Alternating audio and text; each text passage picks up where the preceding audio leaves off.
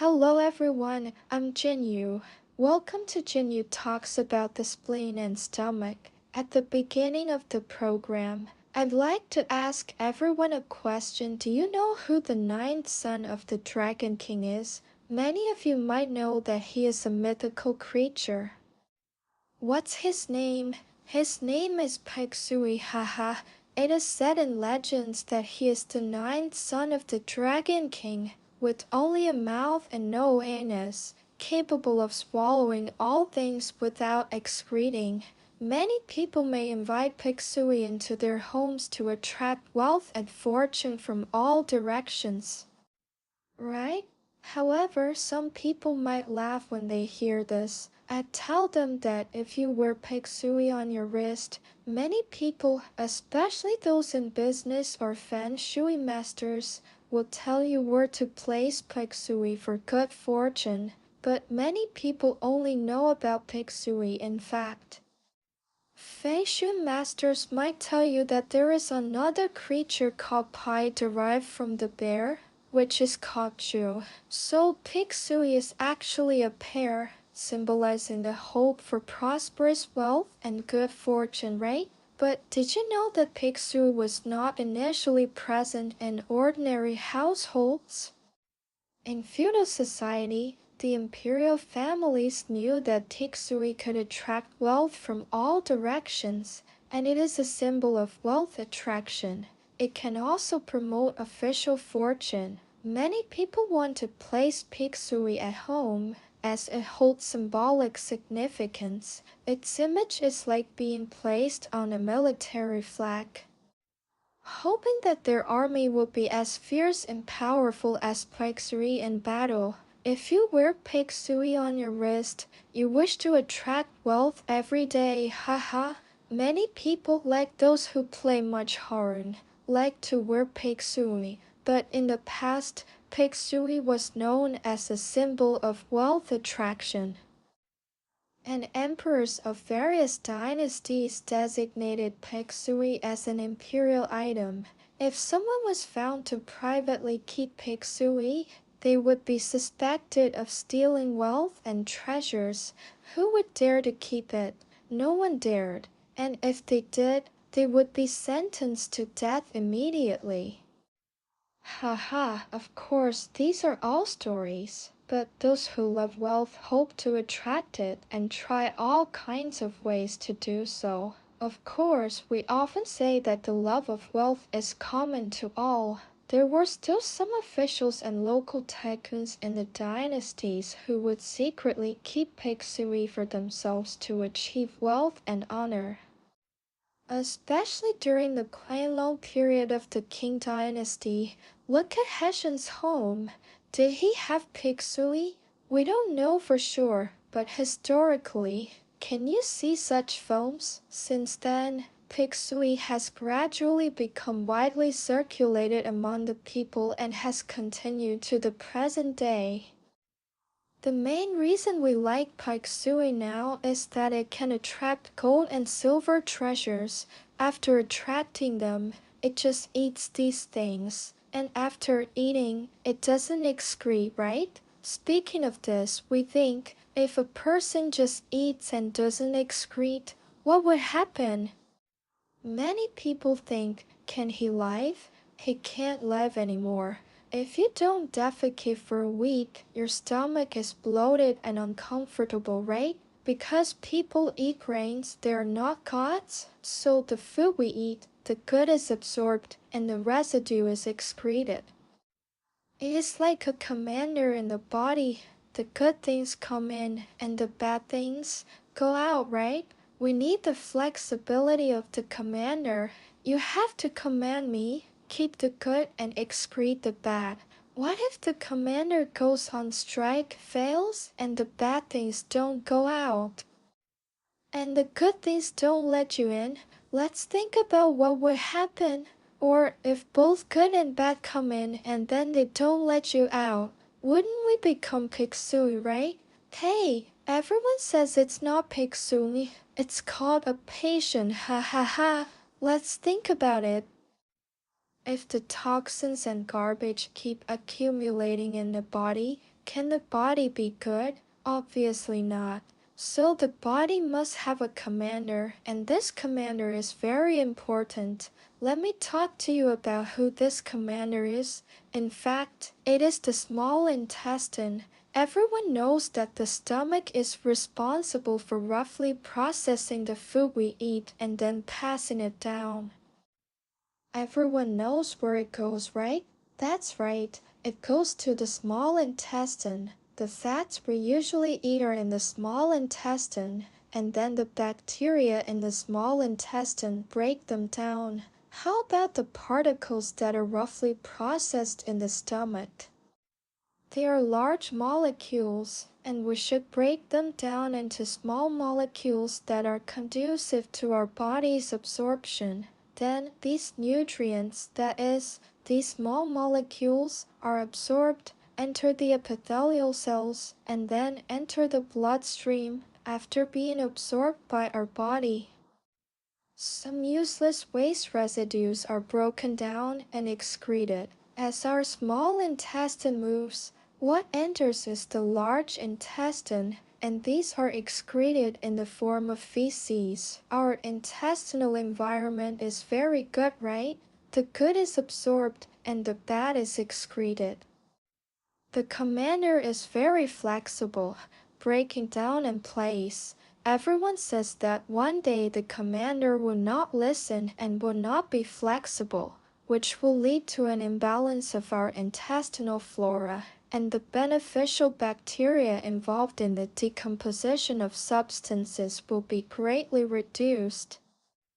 Then he won't have the ability to break down and absorb our unfinished particles. So just like our children when feeding, we need to crush the food and then put it in their mouths to swallow.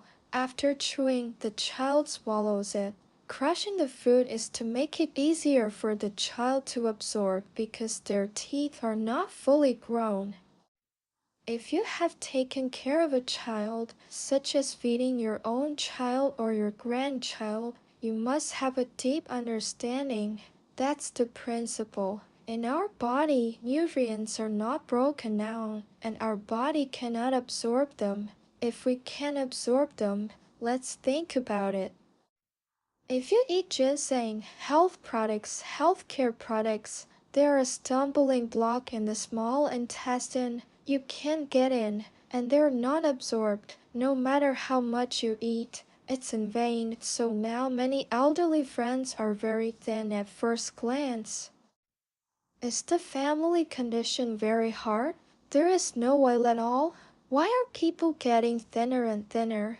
You will find that he doesn't eat less than others, but he just doesn't gain weight. And he's also sickly, and whatever he eats the next day is what he excretes. All kinds of drugs and they are not well absorbed. The effect is not obvious. If this continues for a long time, let's take a look. Our body is in a state of hunger for a long time. Without the nourishment of nutrition, eating all its medicine, it cannot exert, and the effect is not visible. So what will happen to our body? It will get worse and worse. When it comes to this, I also want to tell everyone, that is, the imbalance of our intestinal flora is not just a reduction in the beneficial bacteria which participate in the decomposition.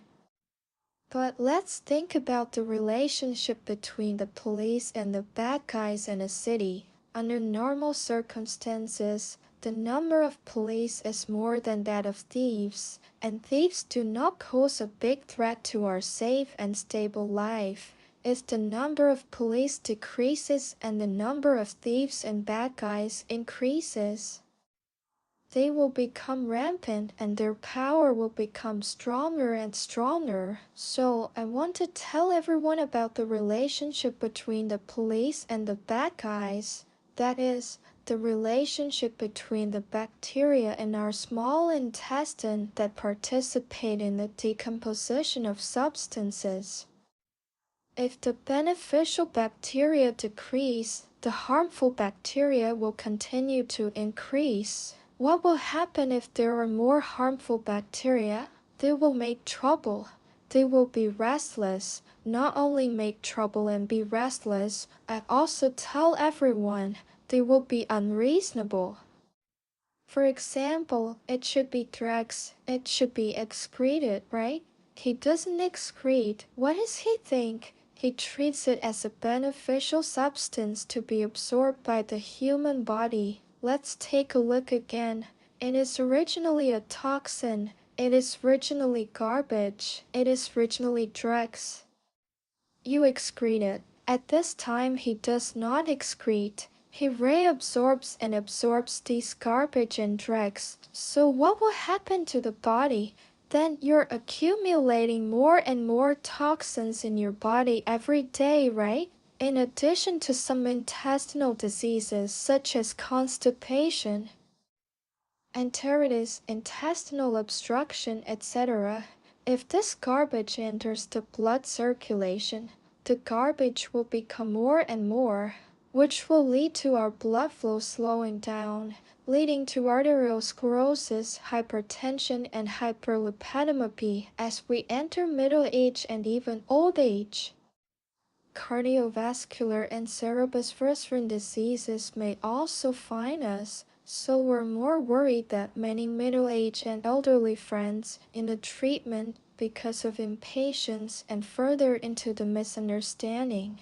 You see, in our lives, many people suffer from constipation, and many people choose emergency medicine, cleansing tea or some purgative methods. Not only did not solve your constipation from the source, but also destroyed the intestinal flora environment and came out to make trouble. At this time, if you let him work fiercely again, it is definitely not possible. For example, if a person's hand is injured in boxing and exhausted, you want him to cheer up and continue the game forcibly, then you say, will his body have more damage? It must be, right? So how to protect the commander in our body? So we should try our best to protect him, let him work well and not make trouble. In fact, I tell you, it's a very simple method, which is to take care of our stomach and intestines. Usually, you should protect it in your diet and it will not mess up. The excretion and absorption should be done properly. So, in the diet, you must pay attention. You can't eat according to your own temper. Eat some irritating, eat some cold food, eat whenever you want. I tell you, it is definitely not possible. You should try to stay away from some bad living habits. Manage our gastrointestinal ecological environment. Otherwise, no matter how much money you spend, it is also creating expensive garbage for the body, creating a condition for disease for our intestines and ecological environment. You see, many of us eat spicy food indiscriminately and eat more and more, leading to more and more deficiency in the spleen and stomach, which is a double blow to the body's intestines, creating an opportunity for illness, right? So how should we avoid it? Of course, it is to give the intestines a good ecological environment, develop good living habits, and avoid some bad emotions that affect our body. So when I say this, do you feel that you have gained knowledge? The commander of our body is our small intestine and the ecological environment of the gastrointestinal state, playing the most important role. Knowing that the ecological environment of our gastrointestinal tract has a certain direct relationship with our health. We should protect the small intestine, so we must pay attention and add attention. Through today's program, has everyone seen that the environment of our body's gastrointestinal tract is too important? If your ecological environment is in disorder, we will have constipation. Diarrhea. The small intestine does not absorb properly, intestinal obstruction, and a series of physical hazards. Should we protect our small intestine? When it comes to protecting our small intestine and the ecological environment of our spleen and stomach, I often tell everyone if your lower abdomen is cold, you can apply heat, and during the heat application process, it will make our small intestine more active, right? So, the lower abdomen should not be cold. In terms of diet, you also have to pay more attention. Only in this case can our spleen and stomach ecological environment be normal. Speaking of this, if you also have poor spleen and stomach function such as gastric acid, bloating, hiccups, constipation, bloating, enteritis, malnutrition, and other symptoms, you can leave a message for me to see if I can help everyone. Well, on this topic, let's talk about it with everyone first. Thank you for watching. I hope you subscribe to my channel and see you next time.